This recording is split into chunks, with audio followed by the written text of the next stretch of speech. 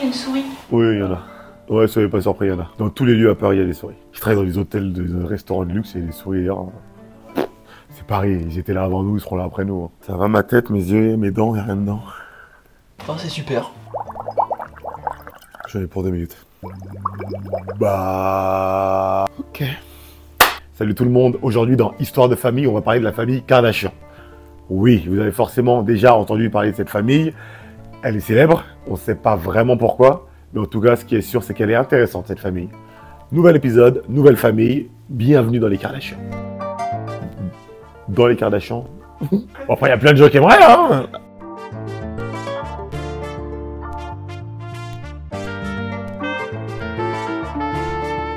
Soyons honnêtes, la famille Kardashian n'a ni talent artistique, ni inventé de choses. Pourtant, elle a réussi à bâtir un empire de plusieurs milliards de dollars. Je me suis posé la question, comment ils ont fait? Un peu comme la recette du Coca, j'ai essayé de percer la recette des Kardashian. Et je crois que j'ai un début de recette. Il y a une pincée de business, une très grosse cuillère de scandale et 500 grammes d'un management familial militaire. Tout commence dans le milieu des années 95. Avant Instagram, Snapchat, copain d'avant. Non, ça existait déjà ça. Facebook, c'était 2004. 95, il y avait... c'était Internet, ça s'appelait Wanadu, AOL. On avait genre 10 heures par mois, 5 heures par mois et tout. J'ai l'impression d'être un ancien de ouf. Robert Kardashian, le père de la famille. Robert, il est avocat. Mais pas n'importe quel avocat. Hein. Un avocat incroyable, un avocat à la Perry Mason, pour ceux qui ont la référence. On est en 95 et Robert, on lui demande de défendre un gars. Pas n'importe quel gars. O.J. Simpson. L'affaire qui fait le tour des États-Unis. Vous connaissez l'histoire? Il a tué sa femme et le pote de sa femme. Ah ouais? Ouais. Pourquoi? C'est déjà rien? O.J. Simpson? Non, je savais pas. Putain, c'est hyper connu comme affaire. Un joueur de football américain. Ce procès est médiatisé. Tous les États-Unis le regardent. Tous les Américains sont rivés derrière leurs écrans. Des millions de téléspectateurs découvrent donc Robert Kardashian se battre pour défendre cet athlète. Le nom Kardashian devient un symbole. Mais du coup, son père, il défend un meurtrier. Oui. Du coup, le nom au début, il est pas vu bizarrement. Même s'il l'a tué, les gens ils pensent que ça, on l'accuse parce qu'il est noir. Bon, c'est un meurtrier. Hein. Il est comme je sais pas comment qui n'y a pas cet exemple en France. C'est un peu comme Juan Branco, tu vois, ce genre d'avocats qui sont, qui défendent des mecs qui font pas forcément les trucs bien, mais ils défendent des causes. C'est devenu une star quand même. Maintenant que le nom Kardashian est connu par tous les Américains, il suffit simplement de le développer. Et ça va être le rôle de Kristen Mary Houghton, qu'on appellera plus tard Kris Jenner, qui est la femme de Robert Kardashian. La matriarche a une idée. Ses enfants veulent devenir riches, célèbres, des stars.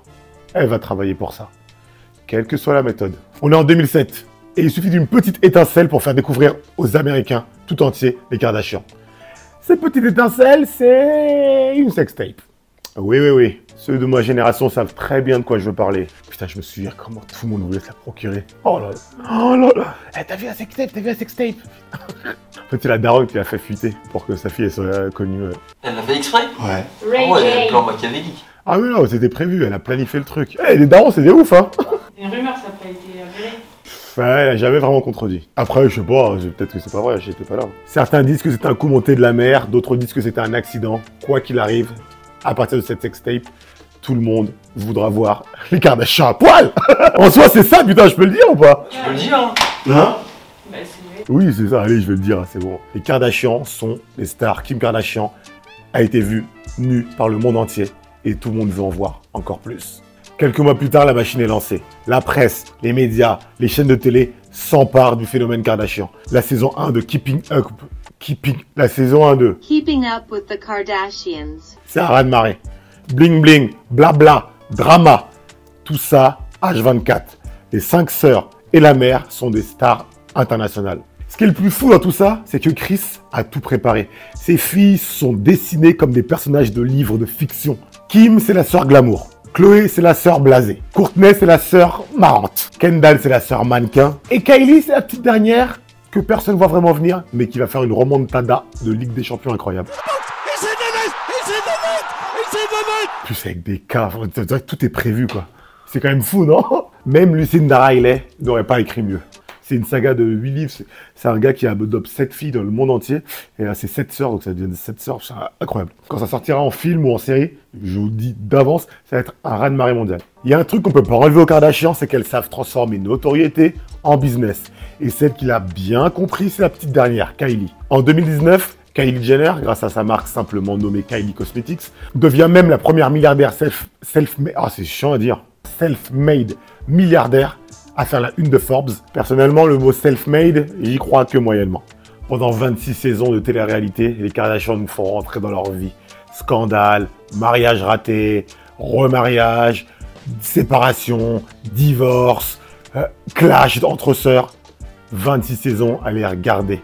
Elles ont réinventé le mot célébrité. Avant, il fallait faire de la danse, de la musique, du chant, du sport. Maintenant, il faut simplement exister. Elles ont inventé les réseaux sociaux avant les réseaux sociaux. Chaque année, on se dit que c'est terminé les Kardashians, mais chaque année, elles trouvent une nouvelle chose. Kris est infatigable. Et en plus, maintenant, elle a des petits-enfants. Dieu seul sait combien de temps ça va durer encore. Moi, perso, j'ai jamais été fan, j'ai même jamais regardé. On peut aujourd'hui les critiquer, les tailler, se moquer. Elles sont toutes chefs d'entreprise, elles ont toutes leurs marques de cosmétiques. La morale de l'histoire, du coup, elle est horrible. C'est vraiment, faites une sextape pour devenir connu et riche. Elles auraient pu naître qu'aux États-Unis. Pour moi, les Kardashians, c'est un peu une étude sociologique de notre époque. Quoi qu'il arrive, cette famille, elle fascine. Parce que oui, c'est une famille, on oublie. Une famille pleine de chaos, de disputes, de contouring, de business. Après, si les aliens viennent sur Terre et nous demandent une famille modèle pour représenter notre espèce, j'espère vraiment que ce ne sera pas les Kardashians.